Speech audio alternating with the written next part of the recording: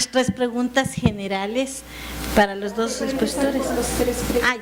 Vamos a empezar por esas otras.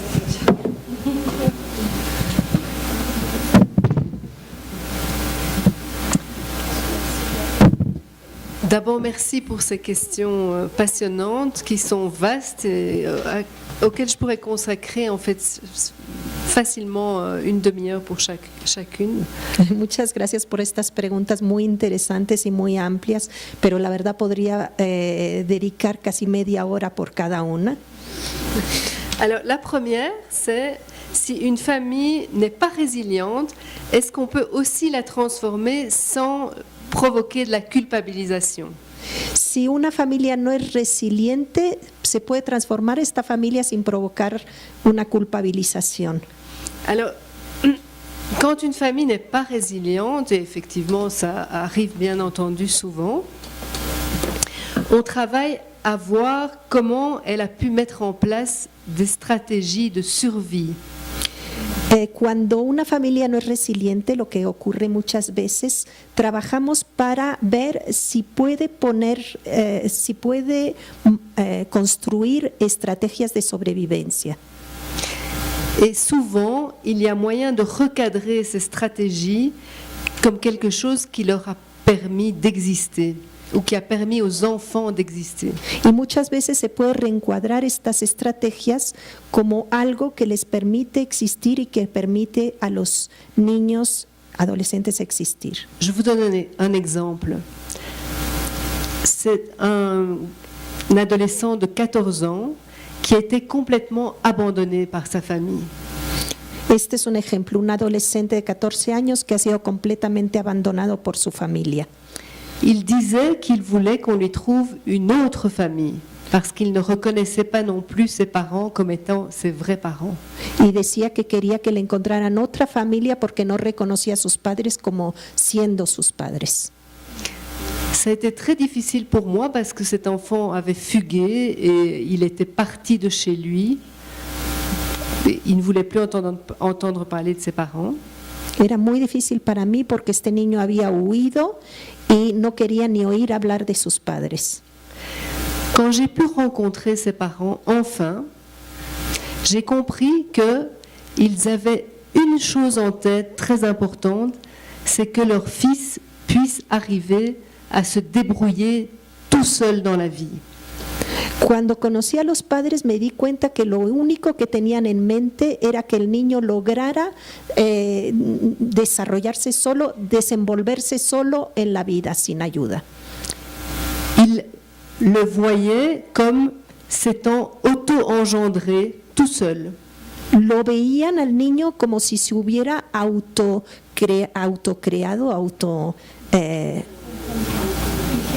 autoengendrado, gracias, solo.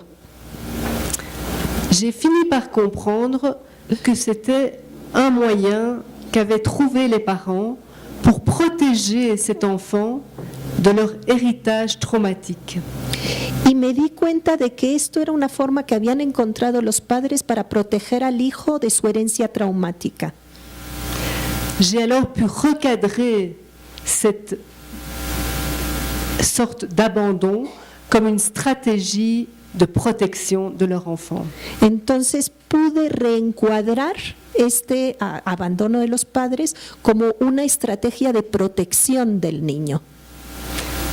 Voilà, ça c'est un exemple, je pense, de qu'est-ce qu'on peut faire avec des familles qui ne sont pas résilientes. J'ai beaucoup travaillé avec les parents, d'un côté. Esto es un ejemplo de lo que se puede hacer con familias no resilientes, es trabajar mucho con los padres, por un lado. Et avec le jeune de l'autre côté. Y con el joven del otro lado. Et ça a mis un certain temps avant de pouvoir les rassembler. Y se tarda uno bastante tiempo antes de poderlos juntar. Mais ce recadrage a été très très important pour tout le monde. Pero este reencuadre es muy importante para todo el mundo. Deuxième question. Dans le cas de traumatisme collectif, le jeune est obligé de se recréer un héritage. Comment procèdes-tu dans ces situations? En el caso de traumatismo colectivo, el joven está obligado a recrearse un entorno. ¿Cómo procedes en estas situaciones? Alors, No, a recrearse, perdón, una herencia. Disculpe.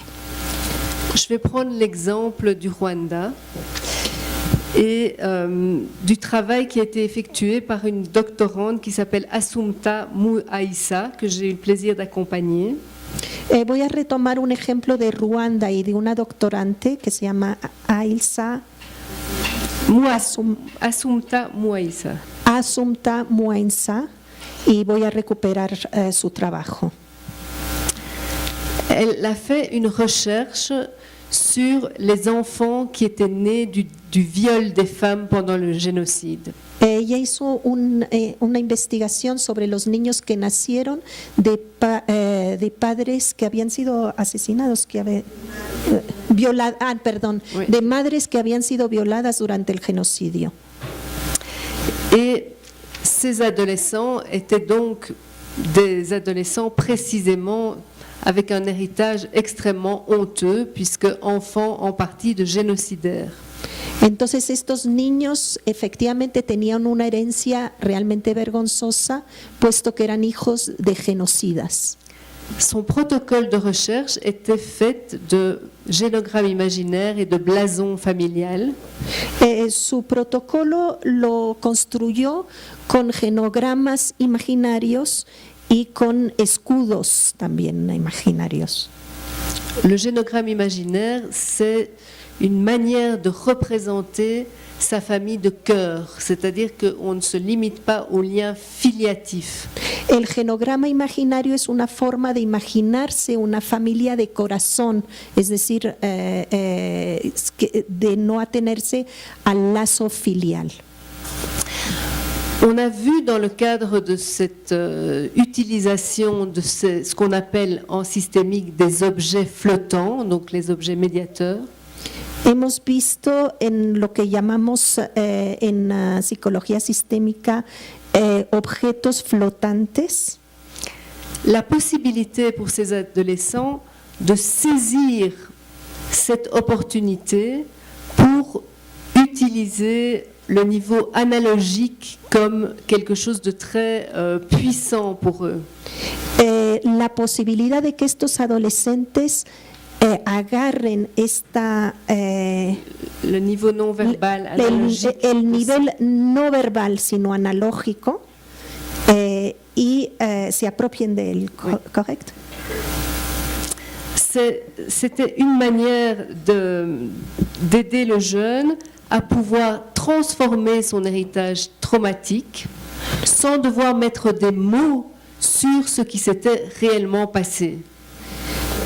Es como una forma en que los niños o los jóvenes, pueden recrear su herencia, pueden recrear a través de estos genogramas sin ponerle palabras. Très important. Alors, ce que je voudrais ajouter, c'est que dans le cadre de recherche où on utilise fréquemment ce type d'outils médiateurs, on est vraiment surpris par la force thérapeutique de ceci.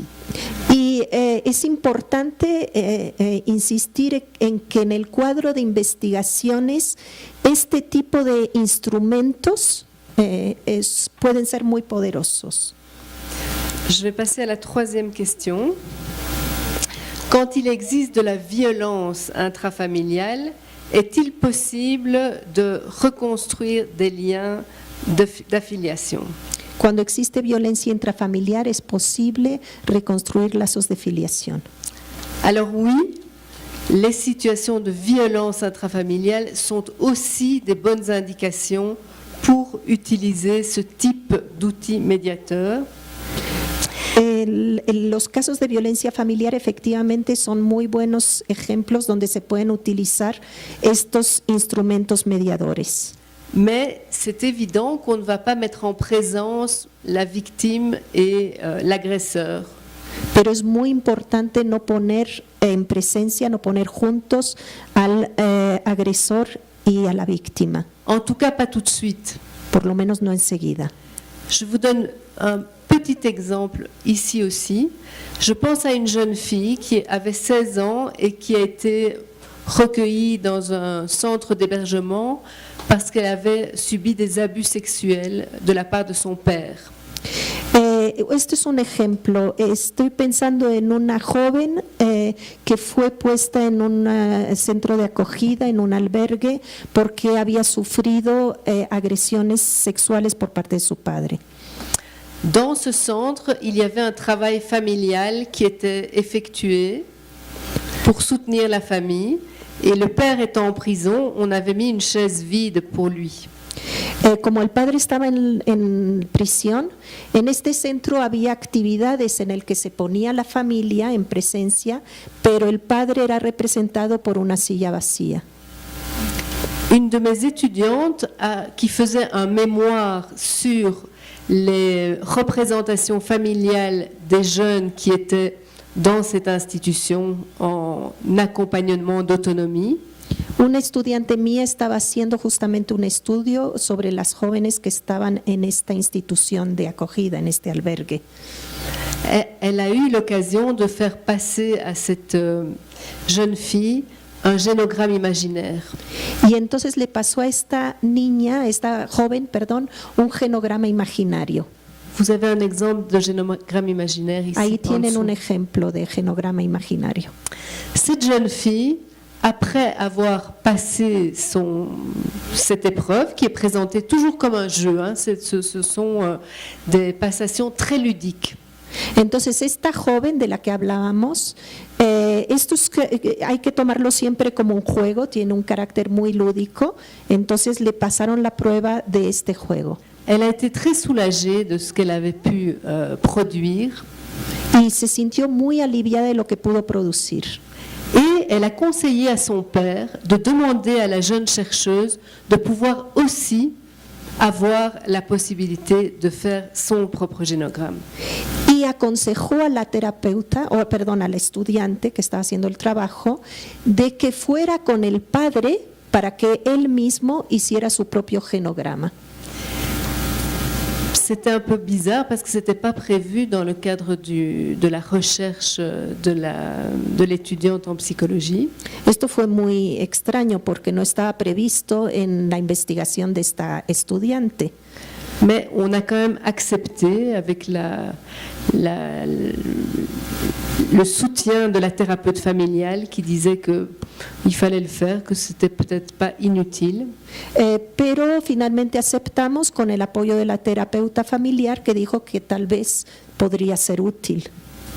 Et ce papa donc dans le cadre de la possibilité de dessiner son génogramme imaginaire, s'est souvenu qu'il avait été lui-même abusé par sa propre mère quand il était enfant.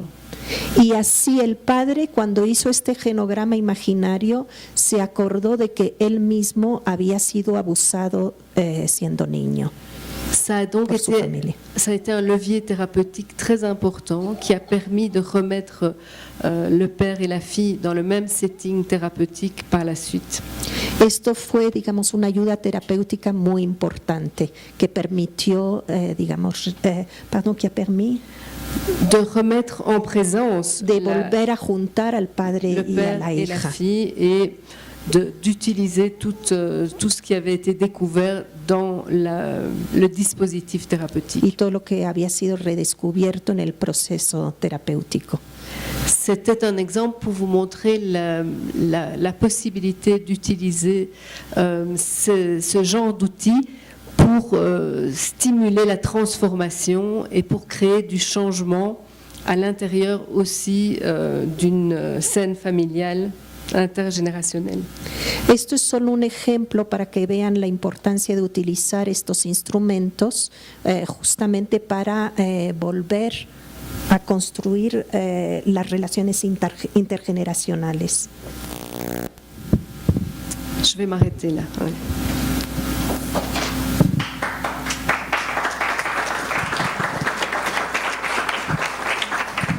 Bueno, Agradecemos a Isabel por su exposición también aquí. Ahora queremos, por favor, pedirles a Diego, Emilio y Rubén que se acerquen nuevamente a la mesa. Sí, un poco para hacer el cierre.